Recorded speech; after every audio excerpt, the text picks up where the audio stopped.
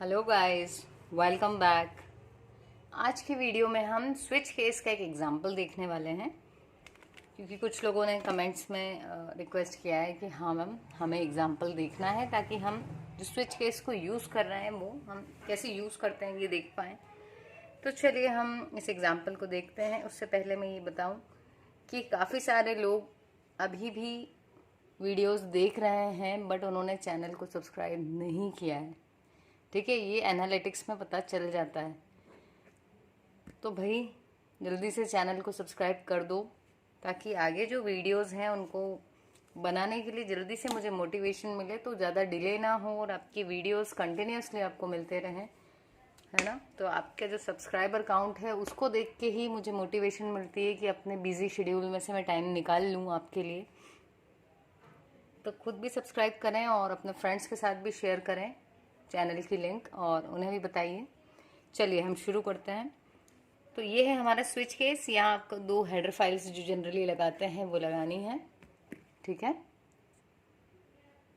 दो header files लगाने के बाद में हमारे पास में है वॉइड मेन।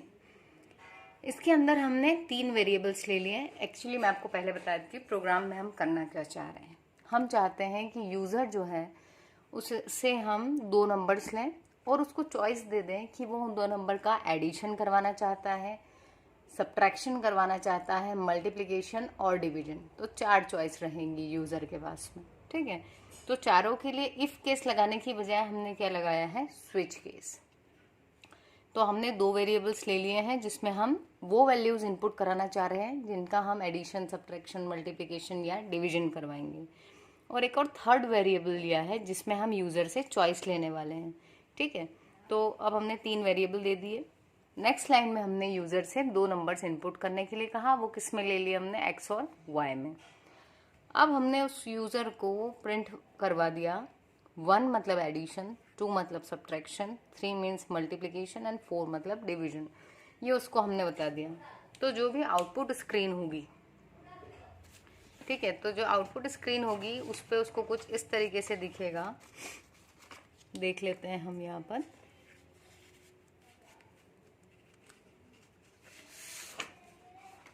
देखिए, अगर मैं मान लूँ कि ये हमारी आउटपुट स्क्रीन है, ठीक, तो इसमें सबसे पहले तो उसको क्या लिखा हुआ मिलेगा, एंटर 2 नंबर्स, क्योंकि हमने यहाँ यही लिखवाया। अब ये जो 2 नंबर हम दे रहे हैं, मान लो 20 और 10, ये 2 नंबर दे दिए, तो दोनों किस में चले जाएंगे, पहला नंबर जाएगा एक्स में और दूसरा चला जाएगा वाई में। फिर से हमको यहाँ स्क्रीन पे दिखेगा 1 फॉर एडिशन। स्लैश एन क्या करता है, आगे ना लिखवाने की बजाय न्यू लाइन दे देता है, स्लैश एन। तो जो 2 है ये नई लाइन में लिखा हुआ आएगा, 2 मतलब सब्ट्रैक्ट। ठीक है, फिर स्लैश एन मतलब फिर न्यू लाइन, और 3 मतलब कंटिन्यूएशन में लिखा हुआ है यहाँ से लेके यहाँ तक का, 3 मतलब मल्टीप्लाई, और 4 मतलब डिवीजन।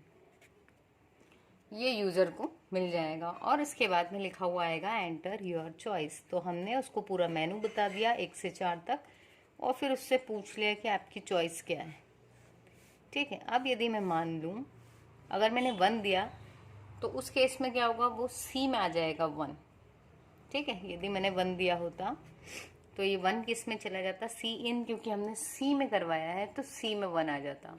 अब इस 1 को वो हर केस से मैच करता।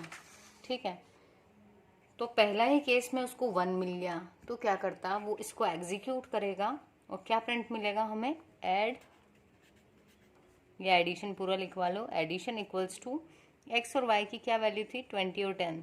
तो ये इसको हमने डबल कोट्स में लिखा है, और ये जो वेरिएबल्स की वैल्यू प्रिंट करवानी थी इसको बिना डबल कोट के लिखा है। ये बात ध्यान रखना, डबल कोट में जो भी लिखोगे वो एज इट इज प्रिंट होगा, जैसे यहाँ ऐड इक्वल टू आया है। लेकिन अगर बिना डबल कोट के किसी वेरिएबल का नाम लिखा है तो उसकी वैल्यू प्रिंट होगी।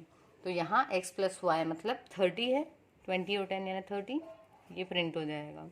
इसके बाद मिला ब्रेक।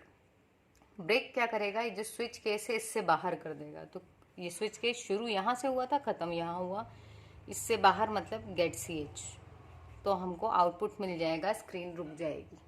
ठीक, ये पहला केस था। अब यदि मैं मान लूं कि मैंने सी इन में यहाँ पर जब एंटर योर चॉइस पूछा था तो 1 नहीं दिया बल्कि दिया था 2, तो क्या होगा, इससे मैच करेगा तो 2 1 से मैच नहीं हुआ तो ये स्किप हो जाएगा। फिर वो केस 2 पे जब मैच करेगा तो 2 = 2 मैच हो जाएगा। ठीक, जब ये मैच होगा तो ये वाली लाइन एग्जीक्यूट होगी, प्रिंट क्या होगा, सब्ट्रैक्ट = और x में से y को सब्ट्रैक्ट कर देंगे, 20 में से 10 गया, 10 बचा। जैसे ही ब्रेक मिला हम इससे बाहर। ऐसे ही 3 और 4 के केस में भी ये चल जाएगा। ठीक है, 3 के केस में यहाँ मल्टीप्लाई प्रिंट कर दिया और 4 के केस में डिवीजन। अब बात आती है कि डिफ़ॉल्ट कब चलेगा। तो देखिए हमारे पास वैलिड चॉइस कहाँ से कहाँ तक थी, 1 से 4 तक का हमारे पास ऑप्शन था। बट अगर यूज़र इन 4 वैल्यू को छोड़ के कोई भी नंबर अगर इनपुट कर देगा, मान लो उसने दे दिया 10, तो 10th केस हमारे पास है ही नहीं, तो ये मैच करेगा तो एक भी केस मैच नहीं होगा। तो जब कोई भी केस मैच नहीं होता है, in that case default execute होता है। तो डिफ़ॉल्ट में हमने मैसेज दे दिया था रॉन्ग चॉइस। ठीक है, तो यहाँ पर क्या प्रिंट हो जाएगा, अगर मैंने इनपुट में एंटर योर चॉइस में दे दिया होता 10, तो एक भी केस मैच नहीं होता, डिफ़ॉल्ट में जाते और क्या प्रिंट होता, रॉन्ग चॉइस। तो यहाँ पर ये कुछ नहीं प्रिंट होता बल्कि मिलता रॉन्ग चॉइस। और रॉन्ग चॉइस मिलने के बाद में क्लोजिंग ब्रैकेट आ गया और हम इससे बाहर आ जाते। एक चीज़ और, यदि मैंने किसी केस के बाद ब्रेक नहीं लगाया तब क्या होगा, मान लो हमने ये एंटर योर चॉइस में चॉइस दे दी थी 1 जैसे ही दिया तो ये एग्जीक्यूट हुआ, आउटपुट में मिलेगा ऐड = और x + y जो वैल्यू दी थी हमने थी 20 10, तो यहाँ 30 प्रिंट हो गया। अब यदि मैंने ब्रेक नहीं लगाया होता तो केस 2 जो था वो भी एग्जीक्यूट हो जाता और क्या प्रिंट हो जाता, सब्ट्रैक्ट = ठीक है, सब्ट्रैक्शन = 10, ये भी प्रिंट हो जाता। मतलब जब तक उसको ब्रेक नहीं मिलेगा ये हर लाइन को एग्जीक्यूट करते हुए चलता जाएगा। तो इसलिए जब हम चाहते हैं कि केस 1 में सिर्फ इतनी ही लाइन एग्जीक्यूट हो तो उतनी लाइंस लिखने के बाद हम ब्रेक लगा देते हैं। ठीक है, ब्रेक नहीं लगाएंगे तो ये कंटिन्यूसली चलता रहेगा, कब तक, जब तक या तो ब्रेक ना मिल जाए या फिर ये क्लोजिंग ब्रैकेट ना मिल जाए। ठीक है, अगर एक भी ब्रेक नहीं लगाओगे तो चारों केस और डिफ़ॉल्ट सब चल जाएगा। कहाँ आ जाएंगे हम, यहाँ पर, और इससे बाहर सब कुछ प्रिंट हो जाएगा। So this was the example off switch case. I hope आपको समझ में आया होगा।